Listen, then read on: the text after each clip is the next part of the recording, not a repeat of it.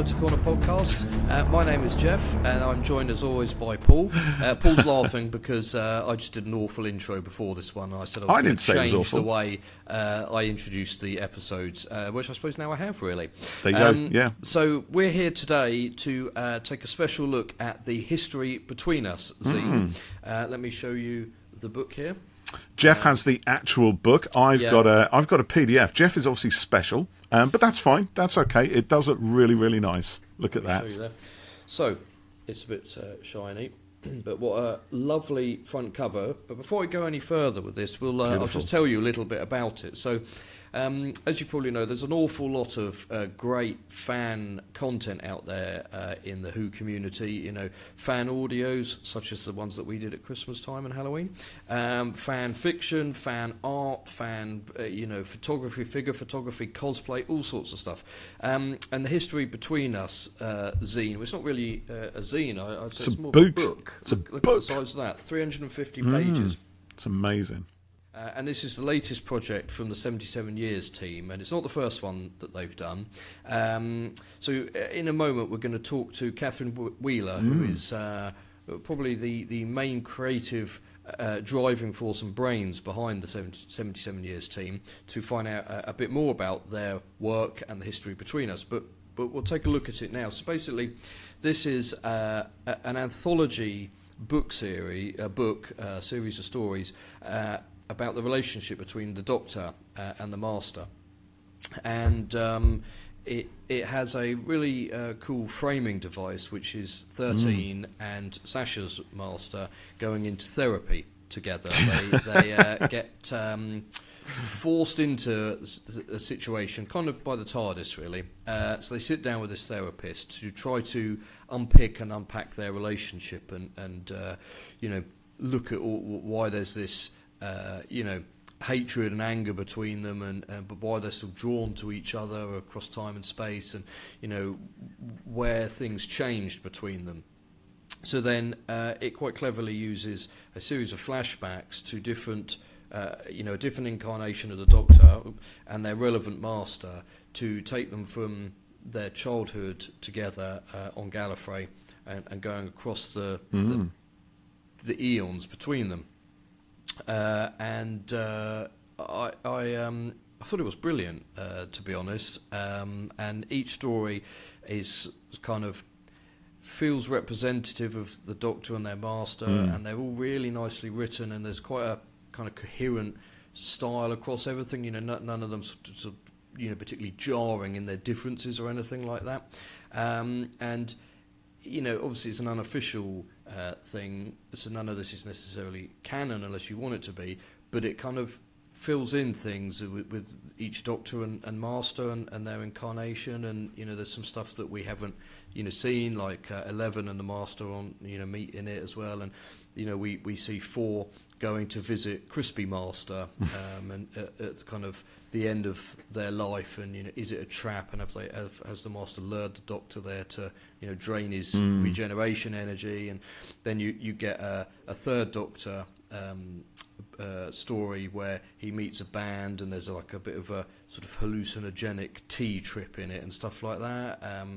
It's very 70s in its feel. Yeah, and and then it all sort of fits with the relevant Doctor, and 6 and Perry get into a sort of castle adventure, and it's a bit like an escape room, and it's all bespoke to them and things, and it's like magical paintings and stuff like that. So I won't kind of spoil too much, and we'll talk a bit more to Katherine about it shortly, but one of the things that I wanted to show for now is just the absolute quality of all this. So Paul, you only got the PDF, didn't you? I did get the PDF, but that's great because the PDF itself is beautifully illustrated, which I think is one of the great aspects of the book itself. I think as you said, the stories are wonderfully written, and the artwork is astonishing. It's fantastic. I love it. Yeah, there's fantastic artwork with it by a number of names that listeners to us might know from our past episodes, and might know otherwise. But I should say at this point, so there's a physical copy of the book that you can get. which I've got here. Then there's the PDF e-version of it, which Paul got, and then there's also an audiobook version being done where everything's being read and out as well. So taking a look at the book here, so it's got this fantastic image on the front with Jodie's Doctor and Sacha's Master, and then their kind of previous incarnations coming off from them, and it's, I don't know how well you can see it here, but it's gold embossed. I can see it. You yeah, can see that there, which is really nice, and you can see how thick it is. And then on the back, you've got some more gold emboss, and this TARDIS image and the description of the book. So then, I'm not sure quite how well I can show this, but inside you can see it's all individual chapters, and then there's artwork in it as well. So each chapter starts with the kind of the framing device, and then there's a little sort of flashback art icon that's used, and then it goes to the story. So there's 5 and his master, and then let me have a look. So there's 6E there. So full of energy, those illustrations, aren't they? They are brilliant. Really good, and also the style on them is different as well. You look at 8 and there you go. Look at that. Master there. It's a little bit more kind of anime in style with the bubbles on it there. That Derek Jacobi's Master there. It is, yeah. The War Master. And then so Ninth Doctor there again, completely different style. And then let me just find very quickly, see if I can find one in particular. Oh, there's a fantastic 10th Doctor one there, kind of it's looking amazing. back at past That does look good. incarnations. I won't spoil all of them. So that the book is beautifully done, I think, and is worth the kind of the cost of it. I shall be getting it for itself, and also, and we'll talk to Catherine more about this, but they are raising money for a charity through the sales of this as well. And then, depending on which version of the book you order, there's extra bits that you can get with it, or you can just order these on their own as well. So, let me present these to you. There's a pack. There is a pack. There's of a things. pack of Yes. stuff. Look at all this stuff Jeff's got now. Look at that. You can get a bookmark Whee! here. So this is a double-sided. So on that side you've got all the Doctors. Yeah, look at in a very nice kind of cartoony style, and then on this side you've got all the Masters, which looks great. I'm just going to cut there because I need to go and get a piece that's still in my box. Okay. This. Hold on. Cut there. Cut there.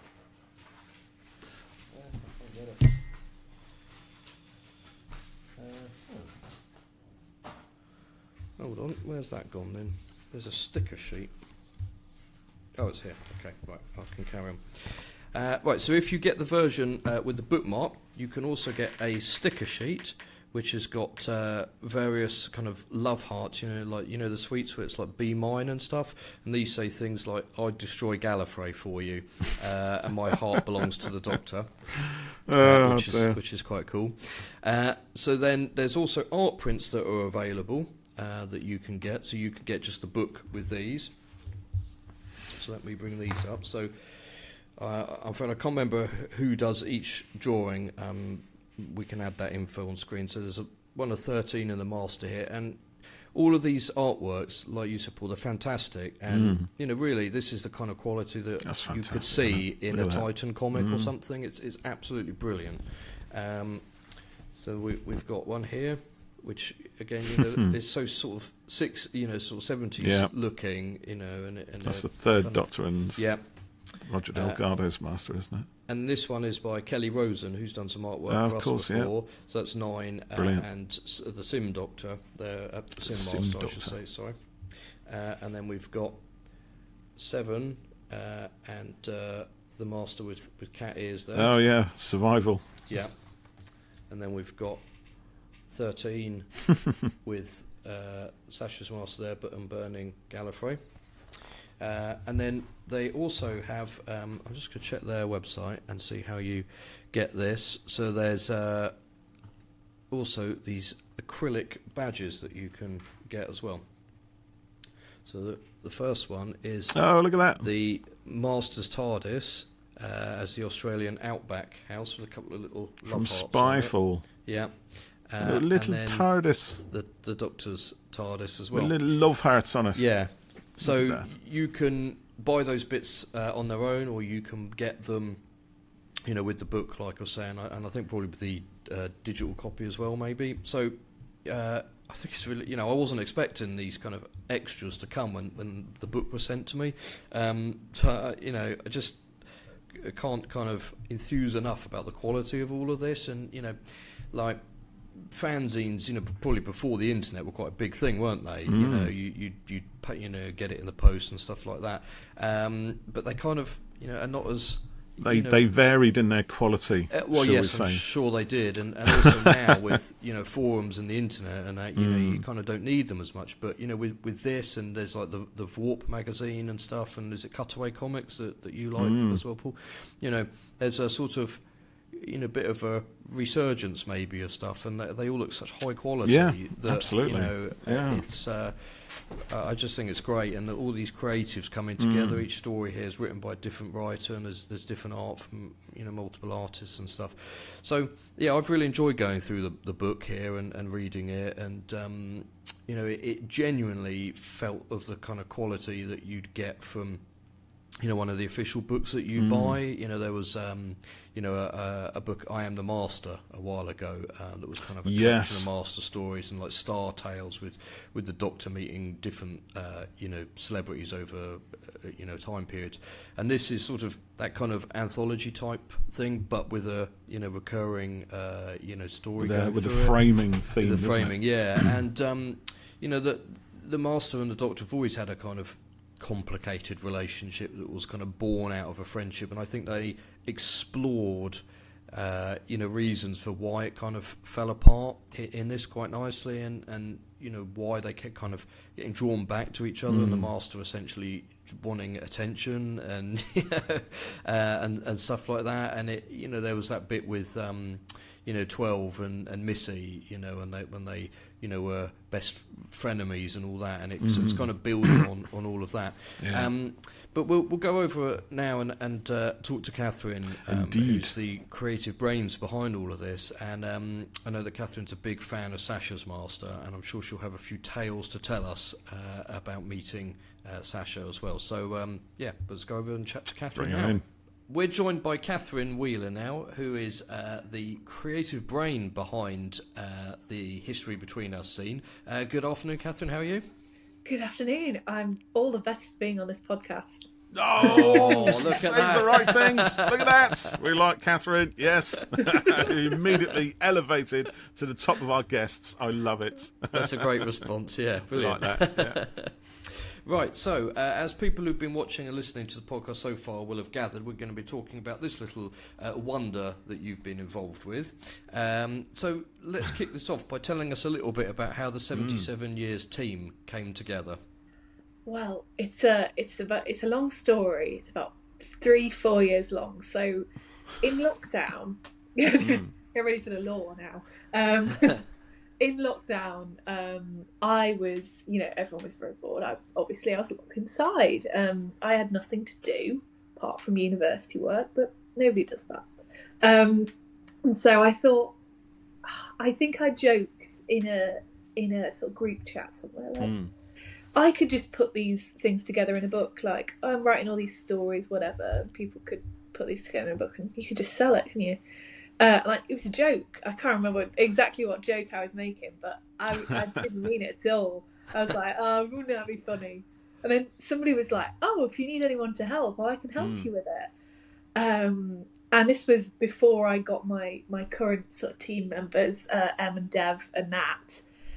And someone was like, oh, I can help you make this book. And that sort of ended up being, after about, 8-9 months, my first ever zine, which isn't even on sale anymore, but it was a collection of stories over lockdown on the theme of hope in Doctor Who, and it sold for a charity called Frontline 19, which was helping healthcare workers in the pandemic. So it was a very sort of, at the time, what I thought was a very contained, self-contained project. Yeah. Doing good for that sort of situation that we were all in, and then after it felt a bit too quiet. It felt a bit too quiet. And I thought, I could do this, but actually seriously, properly seriously. And I had this brilliant idea. I thought it was this brilliant idea.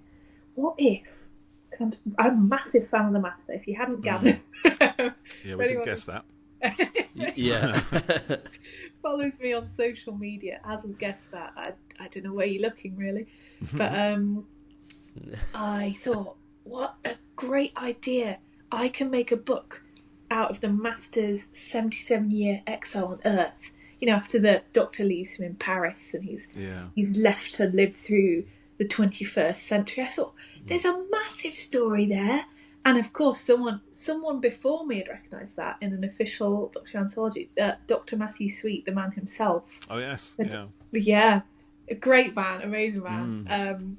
Had written this absolutely fantastic story. Who I'd recommend it. It's one of the sort of greatest pieces of Doctor Who extended media. It's called The Master and Margarita. It's telling the tale of the Master in sort of a parallel unit in Russia in the 70s. He's got his own lab assistant that's a Silurian, and he's this sort of working in this underground lab. And I thought, well, let's do that. Let's do it for every decade, 77 years. And that's where that's where the 77 years team came about, from that 77 years idea that we were going to document. And the zine came out, never seen anything like it. People absolutely loved it. And it ended up raising, just over £1,000 for Crohn's and Colitis UK. Oh, fantastic.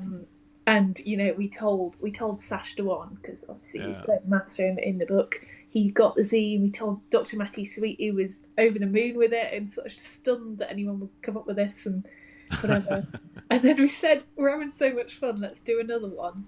And so that's essentially how I've gone from 1 to 2 to 3. And this book, this zine, is a tome, really. It's quite thick. Yeah, it's a big one, isn't it? Yeah, it's large. It's about 90,000 words. Yeah, it's 350 pages, isn't it? I think we said in the previous part of the episode that zines were quite a big thing, kind of pre-internet, weren't they? And you don't get them as much these days because you've got forums and stuff like that. But it's great that there is a movement for zines again. But I said, the history between us is a book. It's a bona fide book. It's not, for a zine book. You think it'd be a little sort of pamphlet-y magazine type thing. Using letraset. Yeah, and the letters and everything. Not a beast like this. It's beautiful. Yeah, beautifully done. Yeah. So, tell me quickly. You mentioned your team there. So, who does what out of the group of you? It's very flexible. It's a very flat team. Let's wait for that one. I basically am a bit like. How would I describe myself? If there's a manager of it, I'm probably the manager. So you are the ultimate overlord, godlike entity, the big honcho, who controls everything. The master of it, if you will. I could have gone for that one, and I missed it. Oh no, you can have that. But I'm the zine. If there was one, it would probably be me, because I dabble in everything. I do everything from the ideas, sort of setup, managing the people who are going to be on it, the editing, the layout, the publishing, the physical manufacture as well. So I send off the copies and I get the copies, and I package the copies and I ship them. And the other team members. So I've got Dev, who is a layout mod, and they will lay it all together. They'll do the graphic design to make sure the book looks like a book.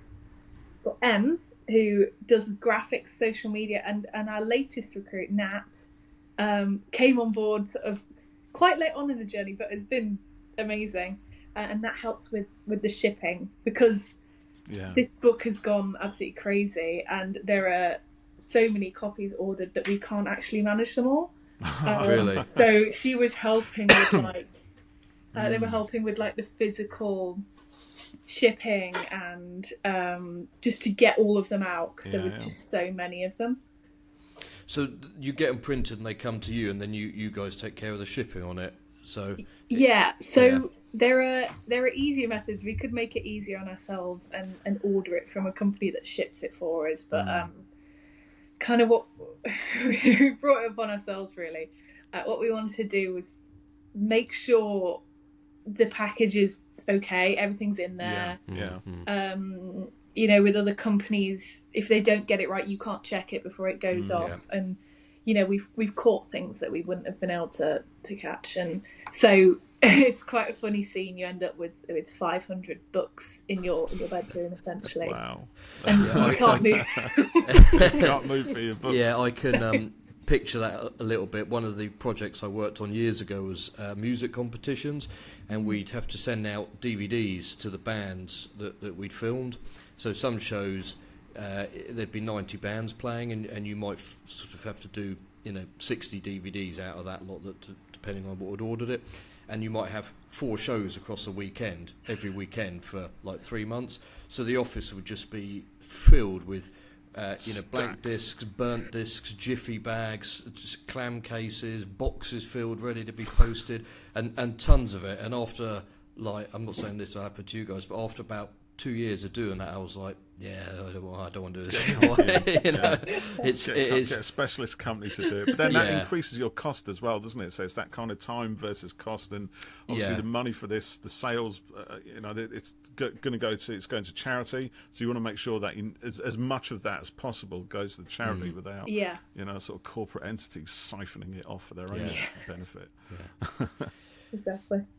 So, but I mean, clearly you're selling quite a lot now, so it is popular. How's the word kind of been spread? Is it purely social media, word of mouth? How have you worked on that? So from the last one that we did, quite a few people got that. I mean, looking back on it now, I mean, this one absolutely dwarfs the sales of that one. But that one at the time, I was like, insane. So people really, really liked it, really loved it. I'm like, when's the next one? When's the next one? And so they'd already seen that we'd done that one, and we made a special social media page for it. The way word kind of spread this time was those guys, little fans. Thank you very much. Yeah, your community. The community, the guys. The tribe. But also, Twitter has been a massive help. Yeah. Particularly, when we do things like announcing the cover art, we've got an absolutely stunning cover artist called Parallax Art. Oh, we love the and art. People were like, "That's mind blowing." What is it? Yeah. Someone the other day, I tweeted to say we were chatting, and I shared the cover art, didn't I? And there was 1 or 2 people at least who said, that's amazing. That's my new wallpaper," which fantastic. It's like the ultimate compliment of the 21st century, isn't it? That's my wallpaper. Lock screen. But it's good. I think we build a lot of excitement on there, and people get excited about that a lot. Is it nice to have that sort of following and that audience? We've got it a bit with the podcast, and haven't done our audio dramas and stuff, and people have really enjoyed those, haven't they, Paul? And it's nice, especially when you're saying that Twitter has been a good catalyst in growing your community, when Twitter is kind of predominantly known for being an absolute hotbed of vicious, vile nastiness. So within that, Jeff, you're right. We've managed to to kind of grow a nice positive community around us, and from the sounds of it, you guys have too. So it does give us hope in the future of humanity, I think. Yes, but going back to the theme of hope, See what I did there. This is why he's so good at this. I'm on it. Yeah. That's what happens when we do these during the day. The brains are firing a little bit more sharper than 10 o'clock at night. We don't have to resort to doing Cybermen voice impressions. Or crap jokes. So tell us how History Between Us came about, and who had the idea for the framing device on it, which, as we mentioned, is the Doctor and the Master being put into therapy kind of begrudgingly, and then how did all the individual stories come about? Did people pitch them to you, or did you have ideas? Or so this is like 50 questions all in one, which so basically does this a lot. Tell us how it was all done. No, I can do this. So the original idea, again, this is a theme here. I think it was a joke. In the Common last, thing, yeah. in the last sort of, we have a Discord server for the contributors, which works very, very well, all the different channels and stuff. And the last set of contributors in the last scene, we're sort of talking about it. And I think I joked that I was going to include like a supplementary little paper zine in there, like the Master Goes to Therapy. And I was considering it for a while, and I thought, it'd be too much work. And then Nat thought about it as well, and then they made a sort of short little fan fiction about it, and then we were like, oh, it's really good, it's really good. And then when we came to properly considering it, we knew we wanted to do a Doctor Master zine, because we'd done the Master, and there was one thing we were all passionate about, which is Doctor Master, in any way, in any variety. And so we thought, it's the perfect idea, because one of the reasons we chose it is because in a therapy session, a couples counselling session, you've got a person who asks the questions, and when you read through it, you'll notice that the stories are like a call response, answer response. So one of them, my story, was, have you ever played mind games with each other? And the story is about how the Doctor and the Master play mind games. And that's sort of how we did the story prompts. So we got our writers on board. They sort of indicate, they didn't come on board with a particular Doctor. We thought that out. They were like, oh, which Doctor do you want to do? And then M, who wrote the framing story, came up with these prompts that the counsellor was gonna ask them, and sort of gave each writer that question prompt, and they had free rein to do absolutely anything as long as it came back to that initial question. And I think it's such a thrilling thing to be given a really weird sort of prompt as a writer, the specific incarnations. Mine I found to be a challenge, but oh my god, I'm so glad I had it. But yeah, the framing story, there was a battle at the beginning, because I wanted, he should be in his long hair and his Rasputin outfit, and he should be bedraggled and dirty and thrown all over the place, and Em was sort of like, oh, let's clean him up a little bit so the artist doesn't have to draw that. Yeah, good point. Some consideration for your artist. I like that. So we had a compromise. Yeah. So he's quite dishevelled at the start, isn't he? But kind of almost like a Byron-esque kind of figure, with his long hair and his bludgy shirt open at the, it's really good. I love that opening, because I think the attraction for me in some ways is that this is not the sort of scenario that we often see the Doctor. Well, we've ever seen the Doctor and the Master in the TV show. And one of the things I like about any kind of fiction that comes away from the show is that it does something different, and this is different, and yet it makes perfect sense that they should have like a counselling session on an alien. The TARDIS has kind of taken them there. I think it's astonishingly good, and your writers must have looked at that brief and just thought, it's challenging, like you said, but that's what writers want, isn't it? They want to be thrown at these challenges. And that's really cool that you gave them this prompt, but then they had kind of free rein to do what they wanted within that and their Doctor. And kind of like Paul was saying there, I like the way the whole book kind of fleshes things out between the Doctor and the Master, kind of going back to the early days and things. And stuff is played out on screen as well and hinted at and things, but you've all kind of taken a lot of that stuff and expanded it and run with it, I think. And reading it genuinely felt like one of the official books that you get, like I Am the Master or Star Tales or something. The quality of it in terms of how it was all written, and what the individual stories are and all of that, and just that way the two characters were kind of explored, and then in those different incarnations as well. So there's quite a few writers. Do you want to run through the names of everyone and tell us which Doctor they do? Oh gosh, I could do it because I've got the book here. I could try and go. You do it. It's best for you to. Okay, so M. Robin did the framing story, like you were saying. Then the first Doctor was by Anna M, and then second is Elliot. The third Doctor was by Fenric. Fourth was Soph. Sarian did The Wandering Mind. Then someone called Katherine Wheeler did the Sixth Doctor. Did you choose the Sixth Doctor for a specific reason?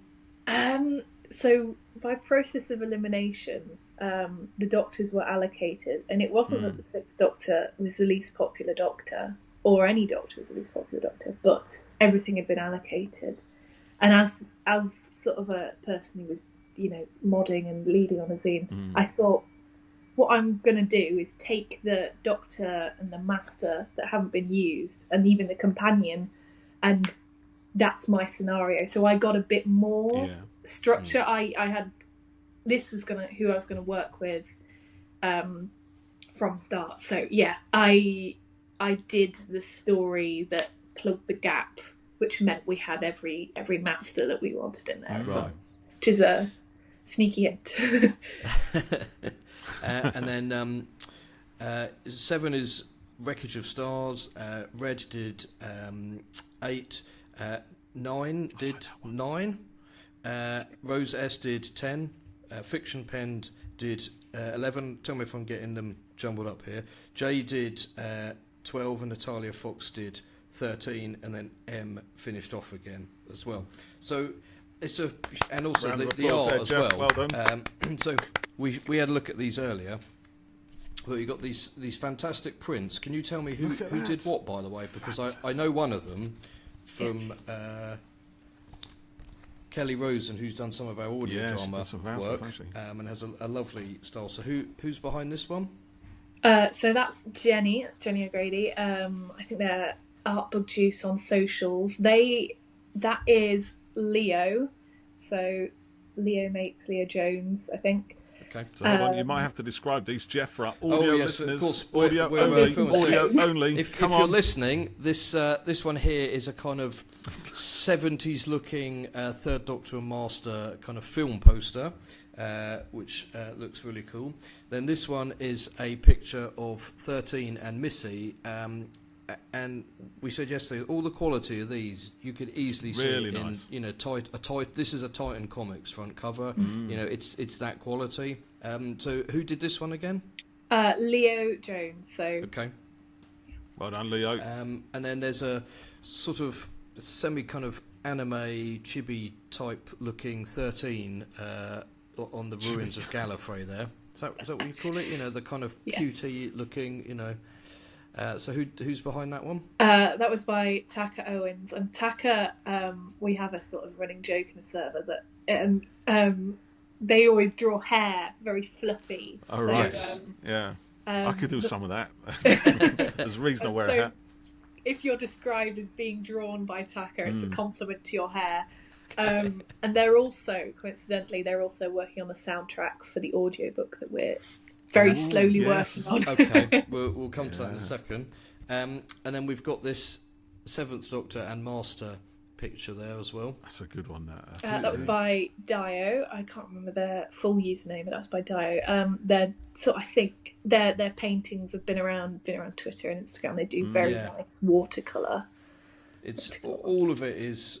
They're so good, and the styles are so different across them all as well, which I really like. And how have you found the kind of, you're quite entrenched in it now, the fan community, for us personally, like when we've done the audio books, the audio dramas, people really want to get involved and partake in things like that, and almost, you're like, we haven't got enough roles in this play for you this time, I'm afraid, and we had a chap called William, I think, sent us a fantastic Ninth Doctor impersonation recently, and he was really good, wasn't he, Paul? And we were like, good. He said, "Are you planning any 9 audios?" And I was like, "Well, I wasn't," and then I've heard this. But it's almost an embarrassment of riches, isn't it? There's just artwork, voice work, writing. There's just so many great people out there. So, was it quite easy for you finding people, or did you have to get the ball rolling a bit? And yes, it's been sort of overwhelmingly positive, and just humbled by the amount of sheer volume of people who might have never even, because we get quite a lot of responses on the Twitter. Yeah. But the number of people that we've never seen who have been quietly supporting the project, who have put themselves forward for the audiobook, in particular, we had at least twice the number of people audition for the audiobook than we had roles easily. And we had every single Doctor, all the Masters in there, all the side characters, all the framing story characters. I've never seen anything like it, and it was so hard because I couldn't listen to the auditions because I had my other mod M do it and sort of cast them, because you listen to them and you're just like, I don't want to email you back saying that we haven't, that you've not got, I can't do it. So I found it so hard, and I was just like, Em, can you do that bit, please? Delegate. It is difficult, isn't it? We've had things come in, you think, oh, you're really good, but we just can't fit everyone in, and also like making the audio dramas it's a lot of work, isn't it? I mean, we just did 2 over Christmas, and you're effectively doing what, 12, 13. You guys are bonkers in your spare time as well, it has to be said, doesn't it? Because you've got a full-time job. Got jobs as well. And so the more elements each one has, the more work it is, and that's not complaining, because it's great fun doing it, but it's you want the best product, don't you? You want to put the best thing out there. So how's that process going for you guys at the moment? How's everyone finding it? So we sort of said, well, we always wanted to do an audiobook from the start, because one of our main things is being affordable and accessible, and it can't be accessible if you've not got that, there's another option for you. And I know last time we did an audiobook, which I sort of look back on and cringe a little bit, because I think, oh God, what's she doing? But people said to that, I know Thomas Beach on Twitter was a particular fan of it, and he was crazy, he's like, please do another one, please do. So I was like, come on, all right, we've got to do another one. I want to do another one, and so at the time we sort of assumed that we'd just be getting the physical zine out, the digital zine out, and the audio zine out at the same time.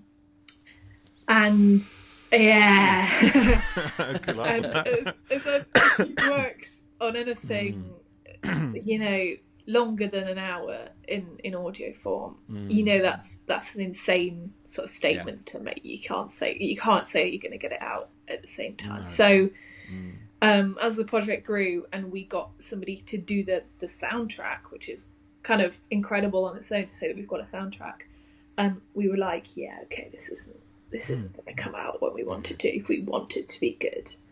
That's it. You want it to be good, don't you? And that takes time, and it's better to not rush it and get it right. I mean, we were going to try and do a third audio drama over Christmas. We had a script. It was really good, and we just had to admit defeat that we couldn't get this done in time. And we couldn't get all the voiceover stuff recorded, so we'll save it for another time. And felt really bad about it, but just knew approaching Christmas holidays and all of that stuff, still had one to get finished, didn't we, Paul, over that time? And I had a couple of late nights working on that, and plus the day job as well, like you said, and kids as well. Christmas was very, very busy for me. I didn't get a wink of sleep throughout the whole thing. So we're working on some now that we're going to try and get done, way in advance for it. Yeah, fun. Yeah, good. But you do have quite a range of options available for people, don't you? So obviously the physical book, the PDF, then the various bits of kind of merch that we've already shown, the badges and the bookmark and stuff, so people can get the book version, can't they, with all or some of those bits, or you can buy those on their own, can't you? And is it the same for the PDF version, and will it be the same for the audio book? Would you still send out the prints, or? So with the digital version, it's essentially anything that doesn't need shipping. So theoretically, you could actually get, an online version, and you're like, oh, I fancy a bookmark, but we'd still have to ship the bookmark over. With the audiobook version, it's going to be a lot simpler. Get the audiobook. That's it. Digital copies are quite nice, aren't they? what we sort of planned to do was we'll release the audiobook as the whole thing. Yeah. We might put a bonus on the sort of sound file, the soundtrack, because it's too beautiful to just lie in the background of me talking and other people doing their lines. It's got to be a thing on its own as well. And what we're going to do ahead of time is release some of the stories onto YouTube so that they can be enjoyed. Yeah. Because you can put the art, I suppose, for each one, can't you, in the background or something? Quite smart. I'll scroll through and various stuff. Well, that's good. So, are you working to a timeline on that, or is it kind of TBC at the moment? A little bit TBC. What we're looking at is what we want to do is get the final number that we're donating to charity on the 1st of May, because you've got to allow that time. So if people haven't got that, if the males tossed it over a boat or whatever into the sea, and I need another copy. Well, I've got it. Get you another copy. And there's enough time for people to have got everything by then. So that's the off point for donations for this project. So the audiobook is going to come out before that date, unless something terrible happens. Unless an act of God decides to happen, before. But as you say, it's me at the moment in my room in my spare time, sort of ploughing through narration, edit 1, edit 2, edit 3, pass it over to Taka. Taka does the soundtrack, and then I've got I've sort of brought someone on as another producer because it's a mountain of work. Yeah, I admire you guys for doing that. I mean, you've got 12 stories, even if they're half hour each, it's 6 hours. That's incredible. Yeah. They're averaging about 45 to 50 minutes each. The framing story. Yeah, that's fantastic. And they're not massive stories, are they? What they must only be a couple of thousand words each or something like that. The word count, the maximum word count was 7,000. Oh, is it? 7,000, 8,000 per story. But not everyone met that. But some of them are a little bit shorter, aren't they? Maybe just read the shortest ones out there, because I must admit I haven't read all of them, but I've just picked the shortest ones just so I can get an idea of the style of it. Which that's brilliant. Wow. So I mean, it's good to have a date that you're kind of working towards, though, isn't it? Because it does kind of hurry you to try and just get things done, but. It's got to, because now you've got to keep the fans happy. We know what happens when fans don't get happy. So pre-orders for this one are open through till 28th of January, which will be the date that this episode's going out. So people will still have some time to get hold of that, and we'll be tagging you and everything. So is that likely to extend? And then after that date, people can still order anyway, can't they? Yes, so it's going to end for this sort of round on the 28th. The digitals will be available always, unless we stop managing the shop. That might be when the cut-off point for the donations is. But most likely they'll be available all year round, because we don't want people to not be able to get hold of them. Yeah, sure. The one thing we were considering is not necessarily extending it from the date when it closes, but opening again for 2 days on the Gallifrey 1 convention weekend. Oh, interesting. Because there's a lovely Twitter user called Ivy Hanover, who has gone to Gallifrey 1 in the past, and without prompting, I mean, she's an absolute angel. She brought a flyer for the zine to put on the table and promoted it. And didn't she do like a list of podcasts and stuff? She included us, I think. She did. Yeah, like completely off her own back, wasn't it? Yeah, fantastic. Yeah. So Ivy's done the same thing again, and I'm just like, you absolutely don't need to do this, but thank you so much. So definitely. To sort of recognise that she's really kind of gone out of her way here to make us a leaflet to stick on the table, and she's moderating a zine panel as well. I think it would be silly not to do something for that. You've got to celebrate that a little bit. Yeah, that's good. So let's talk about the Master and Sacha for a little bit, because I know you quite like the bit Master, of a fan. and you've cosplayed a bit, and so I'm just going to fire a couple of questions. What draws you to the Master as a character, and tell us a little bit about your Sacha encounters as well. What draws me to the Master? Well, I've been a Doctor Who fan, you know, like a lot of fans since I was introduced to it as a kid in 2005 in my case. Just making me feel old now. Thanks. Yeah. But so my first Master on screen was John Sim, and I always liked those episodes, and you know, I didn't always just like the Master. I was just like, I love the 11th Doctor. Oh, I love the 12th Doctor. Oh, I love everything that came out. I was just like, yeah, woo. But what attracts you to the character of the Master? It's the energy. You know, the Doctor goes in, saves the day. You know they're going to be all right. Oh, they're going to get another companion. Oh, companion will leave. Whatever.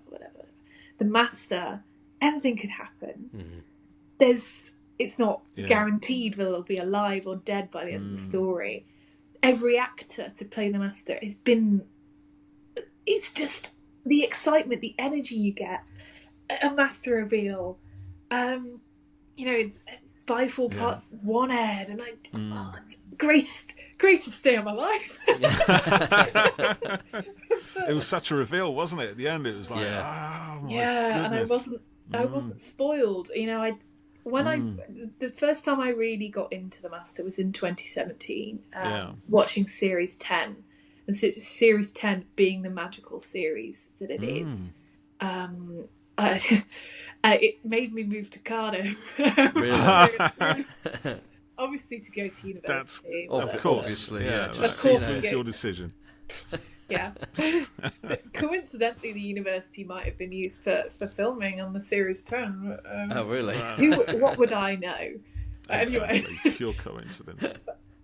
There's just so much.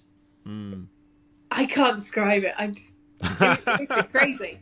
It's crazy. Well, particularly with Series 10 as well, because you got because Missy's character it goes through this kind of almost sort of redemptive arc, doesn't she?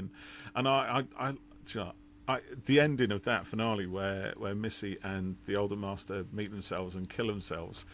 I mean, that is course of therapy right there, isn't it? Yeah. You know, there are some big issues going on. Stuff I mean, I thought Stephen Moffat, if anything is going to encapsulate the character of the Master, it's that moment when they shoot each other and laugh their socks off. You know, it's just the sheer narcissistic egoism of the whole thing, and just the enjoyment of creating that kind of paradox. Love it. Yeah, it was brilliant. Yeah. Did you ask about my Sacha? Yes. Yeah. Because any chance to blab about those. So every I met him 6 times. Really? 6 times? Oh my goodness. So does he recognise you now? He must. He does, have. Excellent. It's not like you got a restraining order or anything like that. Get away! It's her. That one Get him away. 6 times, yes, legally. You know, it's all fine. Legally, yeah. First time, November 2021, went to see him at a Comic-Con. I gave him a bunch of letters that people had written from around the world and wanted me to give to him, and that was really sweet. And you know, I had my photo taken with him, and I was just like, oh, I'm never going to see him again. Never going to see him again. That was a moment. Miss my chance. The only time I'm going to do it, and then never again. And then the second time, I gave him my first scene, which was Around the Universe's Worst Planet in 77 years. It's 77 years scene. Brilliant day. Got my photo taken with Jodie and Sacha. Yeah. He made a video like thanking me and the team for making it, which made me cry. Third time, I gave him somebody's Stars, who's on Twitter, Star's wedding photos, because Star got married in 13th Doctor cosplay. Oh, brilliant! And her husband got married in Master cosplay. So wow. she was like, "Can you do a favour for me?" And I was like, "Anytime." You're welcome. So, 4th time, oh God, I think the 4th time was at a play. He did a one-night play, and it was on the evening of one of my final 3rd-year university exams. and it was a 24-hour exam. Oh. And so I booked it, the train, booked the coach, crammed the exam into the morning, early afternoon. Oh my goodness. I went to London. Oh my giddy aunt. Well, you've got to get the priorities straight. Well, Yeah. absolutely. It's a one-night only show, you know. Yeah. It's not happening again. Never mind working 3 years to give your career the best start with everything blow else. that. really. Yeah. It's fine. But then at that time, it's fine. At that time, a group of me and my friends were walking down the street, and we walked past the stage door, and he was just stood there. Before we got onto the play, weren't expecting we go like that. Oh my god, that's Sacha Dhwan. Backpedal like a cartoon. Run away. So we don't want to freak the poor man out. So yeah, we saw him for a one night play, and we saw him in October, and that was the best. We gave him this scene, and he loved it. Brilliant. And most recently on Sunday. What, on Sunday? On Sunday, yeah. This Sunday just gone. Sunday just What, like gone. 2 days ago? Yeah, he was at a screening of An Adventure in Space and Time Oh. with Morris Hussein was there, and it was great. Yeah. Oh, what was that for? I saw some pictures from that. Yeah, it was because it was the encore of the Adventure in Space and Time screening, Right. and because it was sold out, and they wanted they wanted to put another date on. And then Morris Hussein and Caroline Ford came as well, and then Sacha and everyone. It's great. Brilliant. That's brilliant. So, what did you talk to him about when you saw him? he's sort of clocked on that he's got a little group of fans that move around in a huddle together, and I'm one of them. And I think the technical term is stalkers, isn't it? it's still a mob, A mob.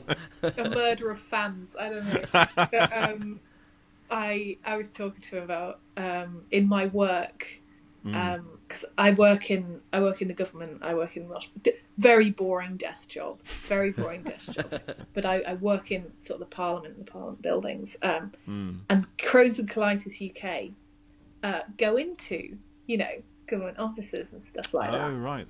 To do little stalls and stuff, and sometimes they'll speak at things and stuff like that. And it was one of my first days on the job.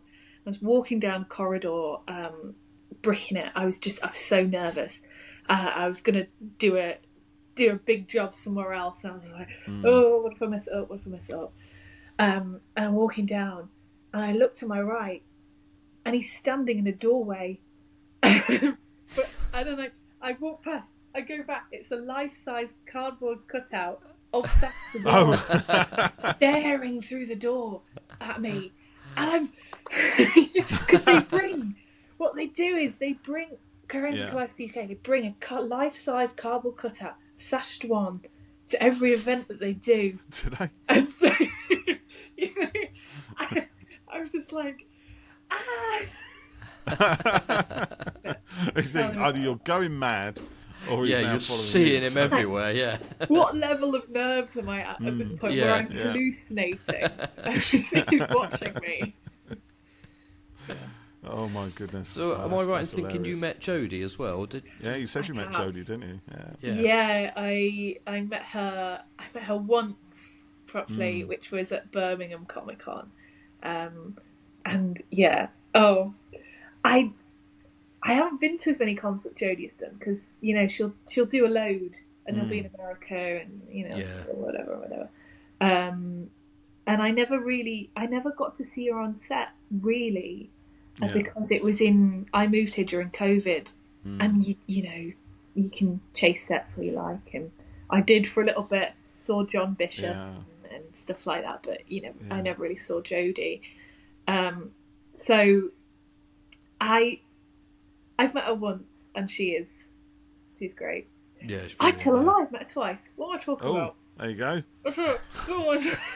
Forgot about that. I went to the screening of her show Time. Aptly named. One of the questions here is she signed a zine, didn't she? I didn't imagine that, did I? No. I was so out of it in the moment that I completely blanked it. But yeah, It's because on that day we were sort of waiting outside. She might come out, she might not. And if we were going to meet her, it was going to be for 5 seconds. We'd just see her walking past, whatever. We went to see her, and she was great. And when we got out, these group of quite obnoxious fans, you'll be familiar with the type, who was sort of there. They were like, we're at the front of the barricade. We're gonna for Bella Ramsey as well. Just mad people, mad creepy people. And we thought, oh no, we don't even want to be a part of this crowd really. But we're gonna sort of stand and see if we'll say hi, But we did, and by some miracle, Jodie came out the cinema. People were like, oh, Jodie, and we ignored them. Good for her. Went to the back of like the area that they were over there and we were over there. We were right at the back, and she was like, and the security was like, well, she's only going to say hello to 3 people, 4 people. Yeah. And then you picked 4. It was me. Yay. And I'd gone like to give her a copy of the zine. And obviously there's a video online of me trying to explain, and I'm like, and she was like, well, I'll tell you what, you keep this, I'll sign it, you get Sacha to sign it, you auction it off for charity. And I was like, brilliant. Yeah, that's fantastic. Yeah. Wow. Yeah. Wow. So have you auctioned it yet? Yes. It went to somebody I know, actually. And I didn't imagine there'd be a bidding war, but there was.